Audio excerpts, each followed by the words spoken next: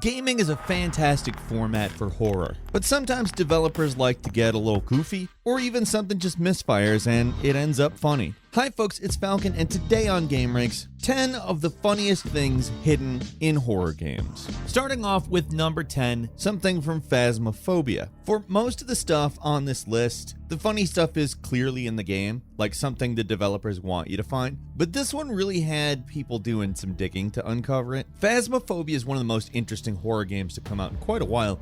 It's a cooperative game where you and your friends explore spooky locations to try to detect ghosts, and these situations can be really, impressively unpredictable. A user on Reddit named Overall Mall 986 suspected something weird going on with one of the ghostly voices, but what they found was unexpected to say the least. They took the female whisper audio,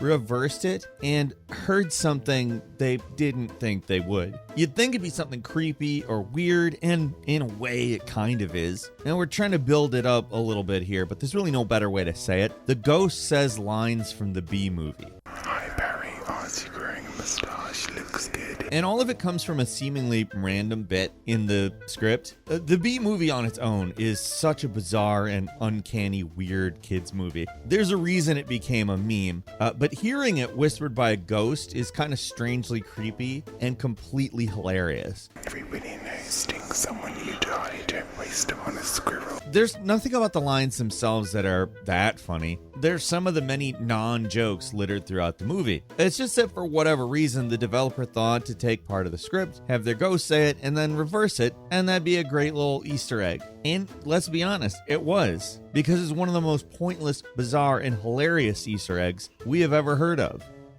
And number 9 is something you'll find in Resident Evil 6.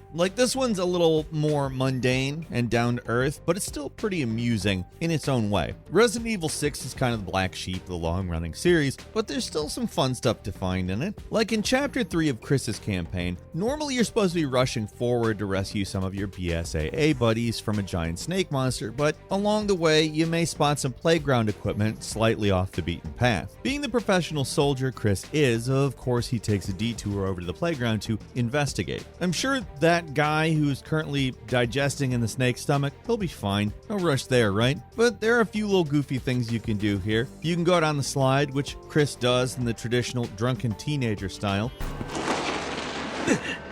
Or you can ride this panda thing.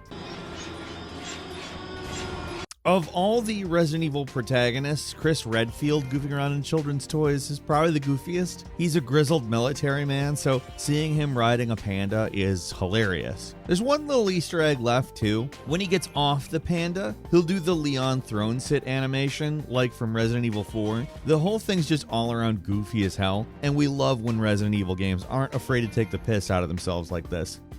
And number 8, this one comes from the Evil Within Consequence DLC. For a game as horror-focused as the Evil Within, there are actually a lot of really goofy little secrets lying around. They're all kind of tricky to find, but there's some silly stuff to uncover in what is otherwise a relentlessly grim game. In our opinion, some of the Easter eggs hidden in the DLCs, specifically the Consequence DLC, where you play as Kidman, are among its best. The first one is encountered in Chapter 3. You go into this office area and you find a vending machine. If you use it 15 times in a row and then turn around to look at this poster, it falls off the wall, revealing a peephole. When you look through it, you see, well, I don't know what I expected. It's the monster from this DLC dancing on a stage with enemies raving beside them while an upbeat techno version of the game's theme plays.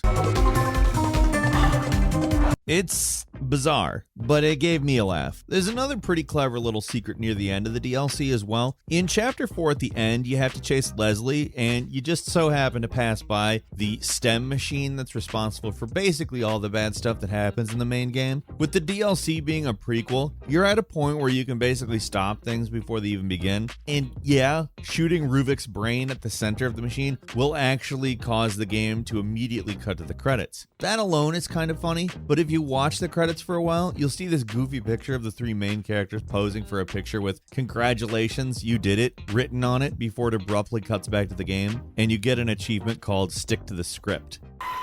You've got to be kidding me.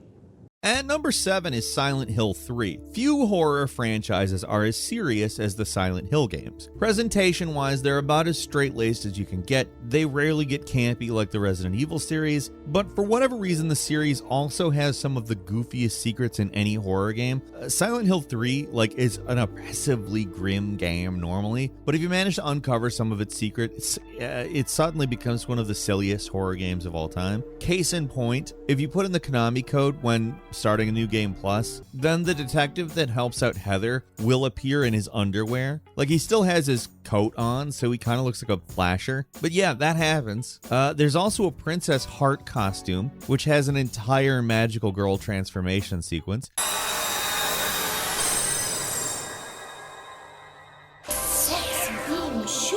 Seeing a character that's normally pretty unglamorous and realistic looking perform an over-the-top anime transformation is incredibly ridiculous, and the extra effort they put into this one is absolutely great. And we can't talk about the Silent Hill games without at least mentioning the UFO endings. And if you're wondering about the dog stuff, stick around. You're going to want to watch to the end of the video if that's what you're here for. These games have some kind of joke ending hidden somewhere, and Silent Hill 3's is especially ridiculous. If you performed all the steps necessary to unlock this ending, when you get to Harry's apartment at the beginning of the game, instead of finding him dead, you find whatever this is. It's a ridiculous scene that ends with aliens blowing up Silent Hill completely, and then someone coming in to sing the Silent Hill song. The whole thing is absolutely bizarre, and there's only one other thing in the series that even comes close to topping it.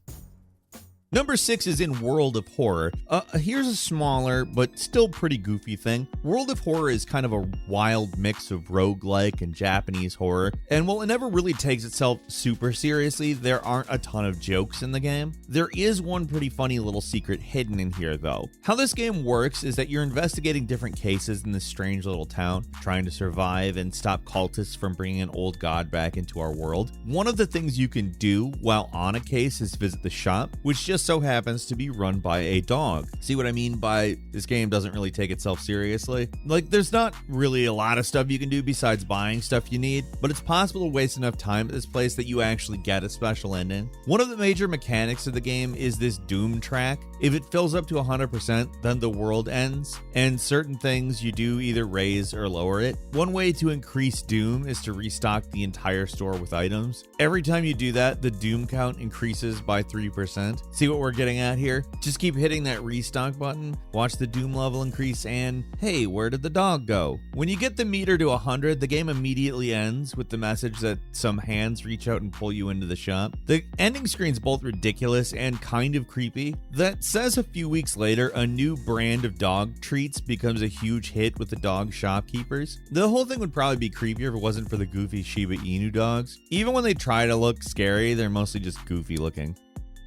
At number 5 is Dead Space 2, a classic one. In Dead Space 2, if you manage to beat the game on hardcore difficult, then you unlock this weapon, the hand cannon, which is basically a big foam finger. Now yes, it does look like a ridiculous joke weapon, but it's actually incredibly powerful. Anything Isaac points at will just explode and die, and it'll fire as fast as you can pull the trigger, so having this gun, hand thing, makes the game incredibly easy.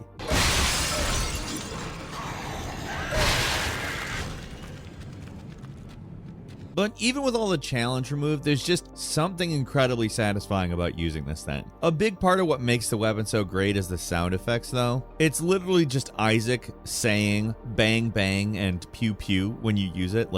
It's really, really funny. While Dead Space 2 is, generally considered to be a superior game to Dead Space 3, 3 might actually have it beat in the goofy weapons category. Because instead of a pointing foam finger, you get the even more amazing devil horns in that game. Works basically the same way, but if you try to reload it, then Isaac does this little rocking out animation while a guitar riff plays. So they found a way to make the whole thing even more ridiculous.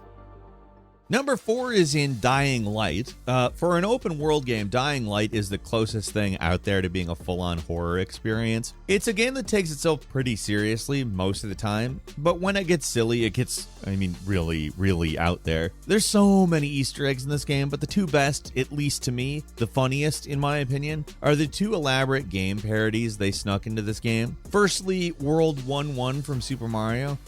You go on this random roof in Old Town, you find a green pipe, go down it, and it transports you to the Dying Light version of the first level of Super Mario on the NES.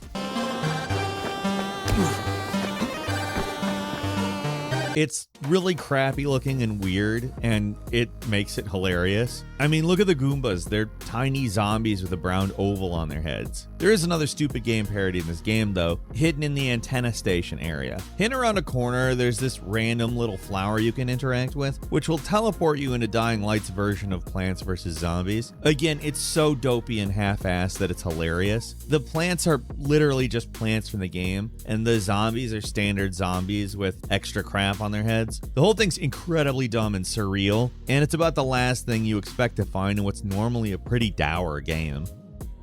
And number 3 is Fear 2 Project Origin.